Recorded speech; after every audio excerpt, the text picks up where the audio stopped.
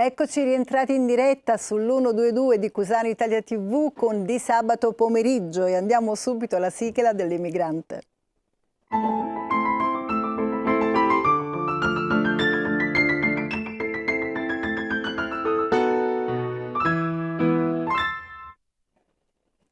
Non esiste popolo che non sia migrante. Quello di oggi per me è un personaggio veramente singolare, perché pensate, è nato a Roma, qui vicino, poi ha girato il mondo, è tornato qui, ma in realtà guardandolo anche dall'aspetto sembra appunto un indiano, ma lui con l'India ha un rapporto molto stretto. È qui con noi Ari Simran. Grazie di avermi invitato. Guarda, io mi ero segnata da qualche parte il tuo vero nome, perché tu ti chiami Romeo Grappasonni, che Esatto. è un nome anche del romantico, perché Romeo è musicale, Romeo è Romeo, ma poi Grappasonni. Sì, è quello che ho cercato sempre di fare nella vita, afferrare i sogni. Afferrare i sogni. Tu hai una storia come, ci siamo sentiti ovviamente per telefono un po' di volte e ti ho stalkerato questi giorni. Sì. Perché mi hai mandato una storia bellissima, dettagliata. Io sono felice quando l'ospite mi manda una storia così. Intanto mi fa conoscere posti e luoghi, perché comunque leggendo in qualche modo si viaggia, certo, viaggiare è tutt'altra storia.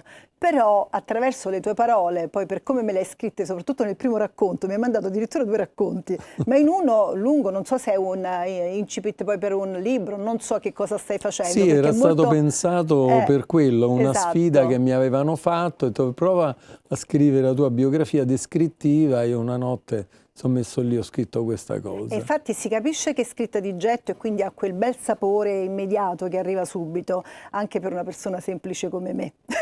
Nel senso, no, sai che semplice, c'è a volte... nel senso più bello del termine. Certamente, perché tu poi lo scrivi, no? Ho trovato la semplicità anche nelle tue parole, perché tu nasci... Dove sei nato? Io sono nato a Roma. Dove precisamente? Io sono nato a Borgo, io sono proprio nel cuore di Roma. Per chi non è romano, parliamo proprio davanti a Porta Angelica, all'ingresso del Vaticano. E tu dici Borgo Pio, Borgo Santo Spirito. Che all'epoca, quando insomma hai vissuto la tua adolescenza, giovinezza per strada, sì, riuscivi a vedere sia la parte, diciamo quella un po' più disagiata, perché all'epoca c'erano le nuove costruzioni, quei baracconi, insomma, chi è di Roma c'era una grande promiscuità. E la parte quella nobile, vogliamo dire così? Sì. Va bene, diciamo che c'era una parte, c'era un po' di tutto. Tu riuscivi a vedere tutto? Sì, beh, c'erano degli estremi molto evidenti. Ma tu oggi dove c'è la... Beh, certo. Tu riuscivi a vedere perché tu sei uno che sa vedere, perché secondo me tu sei uno che sa vedere. Sì, quello indipendente però dal ci sono ceto persone sociale. Che nascono, esatto, certo, tu nasci in un luogo e c'è chi dice ah che bello, vedo il fagiolino che nasce, per dire, e un altro dice mamma mia sta campagna io non la sopporto, non se ne accorge proprio di quel fagiolino che nasce. Una certa sensibilità devi averla, esatto. Ci vuole, se no non sai cogliere appunto la semplicità della vita, e la bellezza della vita è proprio nelle cose semplici. Partiamo con la prima fotografia, perché io spero di riuscire a raccontare curioso, tutto. Vediamo. Oh, l'origine, mi volevi colpire al cuore. Questa è mia madre. Sì, mia madre era una donna che... Romana? No. Di dove mamma? No, mamma era di Teramo in Abruzzo. Vedi? E... sai, all'epoca le donne si chiedeva soprattutto di sposarsi, no, mamma viene a Roma, vuole studiare e fa parte però il primo corpo delle dietiste italiane, quel policlinico di Roma, e veniva dalle Croce Rossine.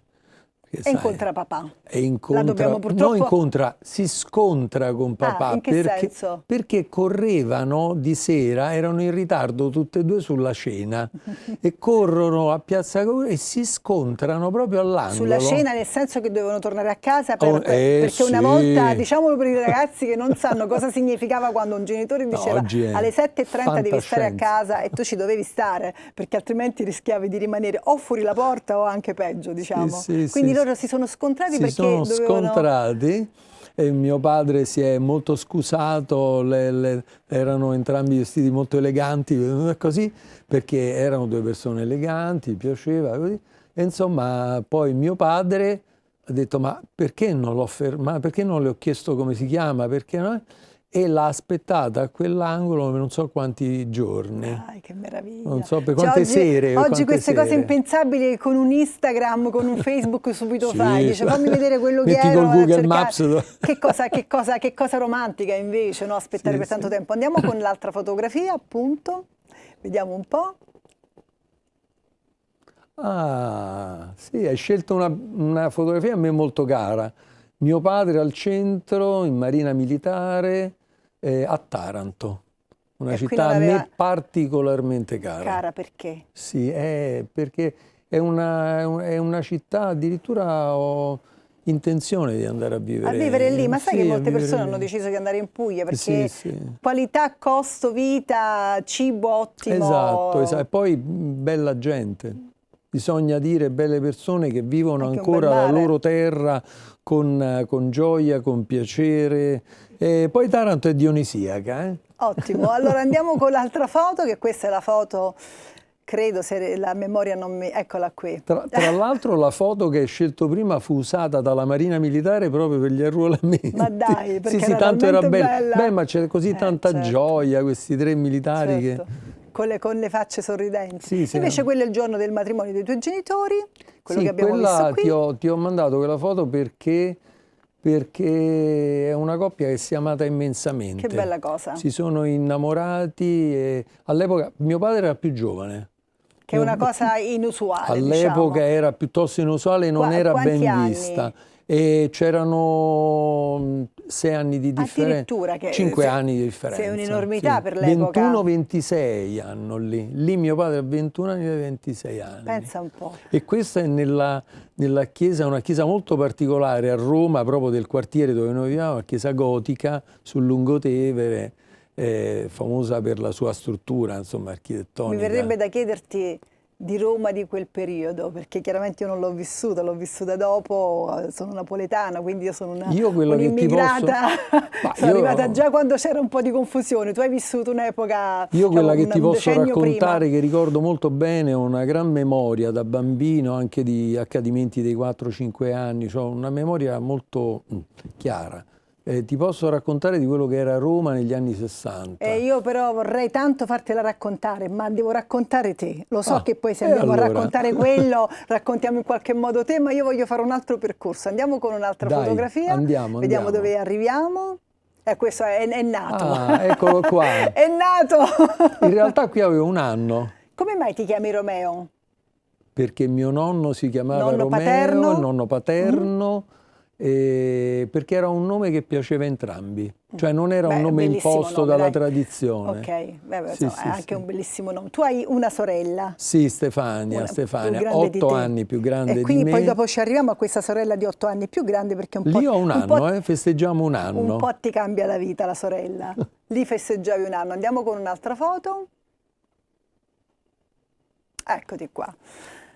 Questo è un momento che mi cambia la Qui vita. siamo già più avanti. Tu mi hai fatto nel racconto, mi hai scritto una cosa che mi è piaciuta tantissimo, quando tu dici che tu andavi in chiesa per fare probabilmente la prima comunione, credo. No. No, vabbè, ci andavi comunque perché andavi a pregare, ti piaceva pregare, andavi a pregare. Ma non avevano capito invece che tu veramente andavi a pregare perché volevi stare in pace con un essere superiore, diciamo così, ti hanno subito etichettato come peccatore, perché questo accade anche al catechismo quando si fa la prima comunione. Cioè ti danno delle colpe che tu giustamente non hai e ti impongono delle cose e ti fanno forse pure passare quella voglia, non tutti per carità, ci sono dei preti apertissimi che ti fanno venire voglia di andare in chiesa, a te non è successo questo? No, io a 8 anni ho un'autentica crisi mistica, io sto su un campo noi sotto casa giocavamo a pallone, va bene?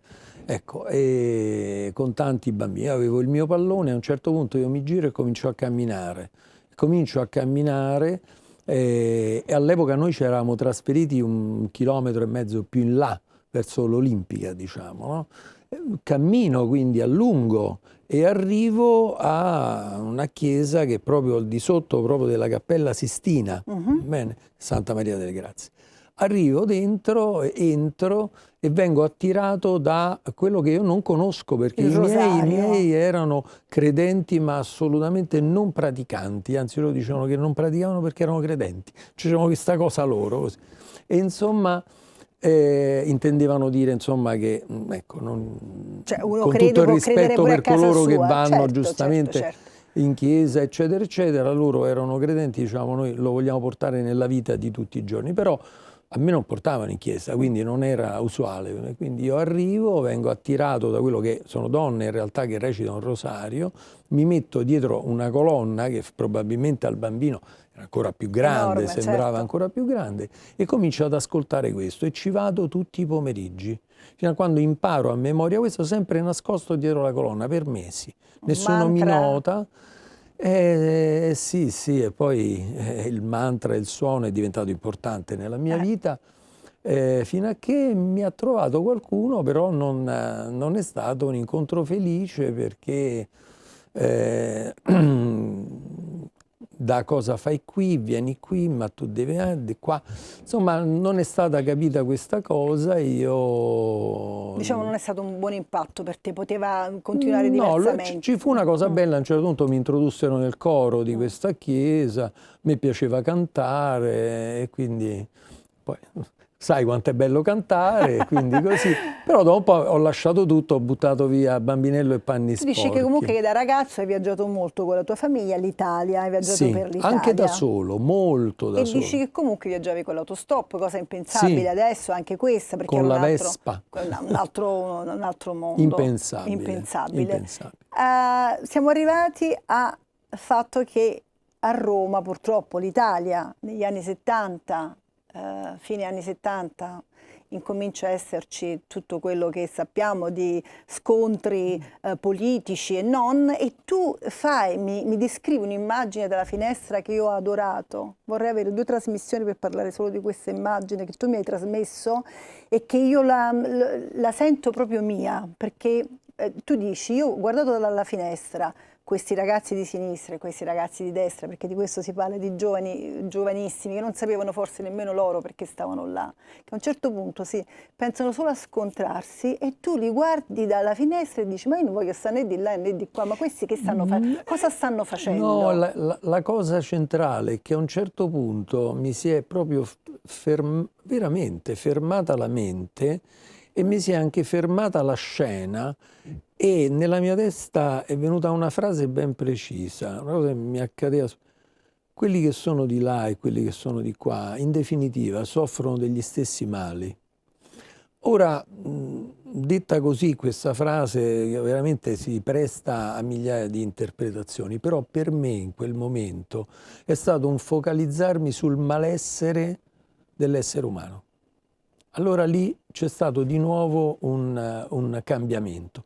Noi stiamo parlando degli anni 70, ma lo potremmo rapportare a oggi perché ci sono situazioni in cui si sta vivendo, secondo me, la stessa situazione, chiaramente con altre, come dire, dinamiche, però il punto è sempre lo stesso, questo malessere che alla fine poi paga chi lo paga questo malessere? Ma lo paghiamo tutti perché in definitiva siamo tutti sulla stessa Certo, barca. riguarda sempre anche noi. Questo noi attraversiamo lo stesso oceano, questo dobbiamo capirlo molto bene. Il conflitto di una persona all'interno di una nazione, tra nazioni, il conflitto comunque genera malessere, certo. genera disagio, genera poi non malattia. è che passa dopo un po', anche quando sarà terminato, ci sarà sempre, ci vorrà tanto tempo, chissà se poi ci si riesce pure. Guarda, se vogliamo parlare proprio di guerra, diciamo, tanto ci sono guerre aperte anche in Europa. Ci siamo pieni fino al collo. Ecco, bisogna capire che quando si comincia una guerra non si sa mai quando finisce, non la finisci mai. Ovviamente bisogna mettere d'accordo le parti, quello che vuoi, ma una guerra, se è durata 4 anni, poi durante 4 generazioni. È quello che dicevo io. E questo è il problema. Cioè, io devo parlare di te. Ah, bene. Arriva tua sorella dall'Inghilterra, giusto? Sì, Inghilterra e Stati Uniti. Dagli Stati Uniti nel 69-70. Più grande di te, quindi arriva questa ragazza con una minigonna, hai detto tu, no? Vestita... Sì. C'era Woodstock era lì, nel insomma. pieno, Sì. e tu questo uccellino. Sì, lei mi porta questi adesivi con l'uccellino sulla chitarra e io dico, bah, bello questa cosa. Tutta una serie di long plane. E lì ti incomincia a cambiare anche una prospettiva sì, che era più forse assolutamente sì. Lei ha portato... contestualizzata al posto in cui vivevi. Lei ha portato tante cose nella mia vita, mi ha sempre amato, però in quel momento mi portò la musica. Beh, Mi portò la musica dagli Stati Uniti, mi portò la musica da questo festival di Woodstock, perché noi avevamo una parte di famiglia, i fratelli di mia madre si erano trasferiti negli Stati Uniti e quindi io avevo dei cugini dei lì e lei parenti, era certo. andata proprio con... Quindi lei ti ha portato la musica. E a Lei mi ha proposito di portato- musica, vediamo Alex Parravano, il maestro, se ha qualcosa per te. Knives try, I caught a fleeting glimpse out of the corner of my eye. I turned to look, after it was gone. I cannot put my finger on it now. The child is grown, the cream is gone, and I have become comfortably numb. Grazie Alex, te lo faccio io l'applauso. Posso dire due cose di questa Dillo, intanto canzone? perché hai scelto Anche questo perché brano. l'ha anche pronunciato queste parole. La prima cosa è che le labbra si muovono, ma io non comprendo le tue parole, no? Cioè è come la vita, ti devi avvicinare per sentirla davvero. E l'altra, nell'ultima frase, dice the child is grown, the dream has gone. Cioè il bambino è cresciuto e il sogno se n'è andato. Questo è quello che non dobbiamo fare. Sempre conservare il proprio sogno interiore. Anche la mia filosofia si fonda sul sogno originale. Noi siamo incarnazioni di un sogno originale. Io ho cercato sempre di realizzare e cerco ancora di realizzare il mio sogno, che è fatto poi di tanti sogni. Qual è il tuo sogno? Il mio sogno è amore. Il mio sogno sarebbe... è qualcosa... A me piacerebbe... Però hai fatto un sorrisino perché pensi che sia impossibile, No, secondo te? no, penso, tu che sei penso così all'amore come lo bravo, intendo. esatto, no, dico tu che sei così bravo a vedere anche oltre, che forse non è facile. Pensi che ci sia un luogo, forse non terreno, in cui ci deve essere per forza tutto amore, che questo sia una sorta di lavaggio? Guarda, io ti posso dire una cosa. Chi più di te ce lo può dire?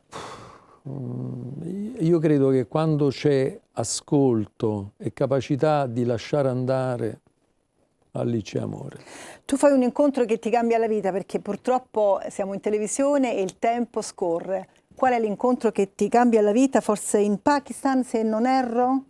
In India. In India. Ma, Venivi dal Pakistan però. allora, lì Abbiamo fatto un saltone. Abbiamo fatto un saltone. Qui nella fotografia io sono proprio lì. Qui sei con i tuoi figli, questi sono i tuoi ragazzi che arrivavano tanti dopo. anni dopo. Però, Prima sì, quella sì. era l'India, la mia India, io tornavo. Qui quest'anno, proprio 2 mesi fa, sono andato con i miei figli, abbiamo fatto un tour dell'India. Vediamo se riusciamo questi qua.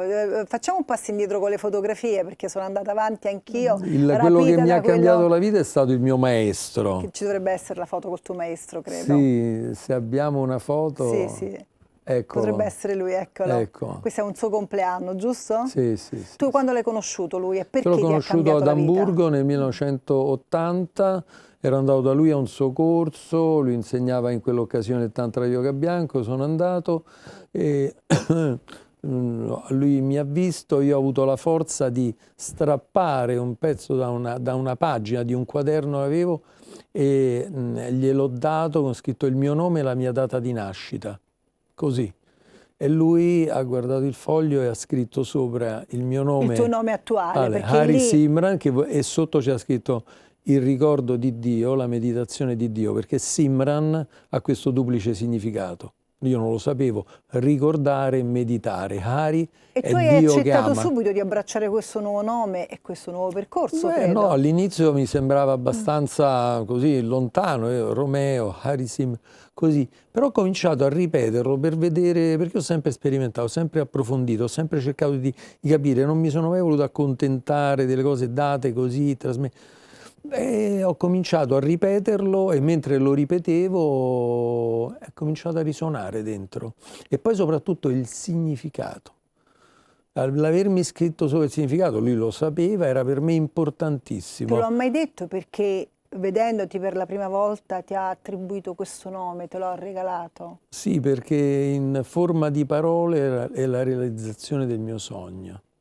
Cioè è proprio il percorso che mi porterà a realizzare il mio sogno, ecco, più esattamente. Quindi lui con uno sguardo ha capito che ha capito tutto questo oppure vi eravate parlati? No, ma a livello di coscienza superiore. Cioè ci sono delle cose, degli esseri umani che sono oltre. E tu l'hai percepito questo subito o l'hai capito Beh, dopo? io ho percepito la sua radianza, il suo carisma, la sua voce. La voce, ecco, avrei voluto portare qui la voce più che la fotografia, perché arrivava proprio dritta al cuore.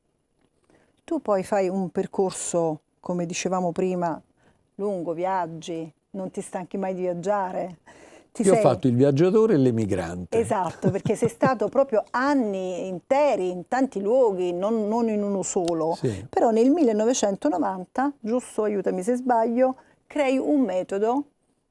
Sì, nel 90 creo un metodo di riflessologia plantare. Ovviamente l'approccio non E che può comunque essere fa altro parte che di meditativo. questo percorso appunto, Sì, e diciamo sì, a sì. coronamento di questo percorso che tu hai fatto Beh, negli non a anni. caso, guarda, è il massaggio dei piedi.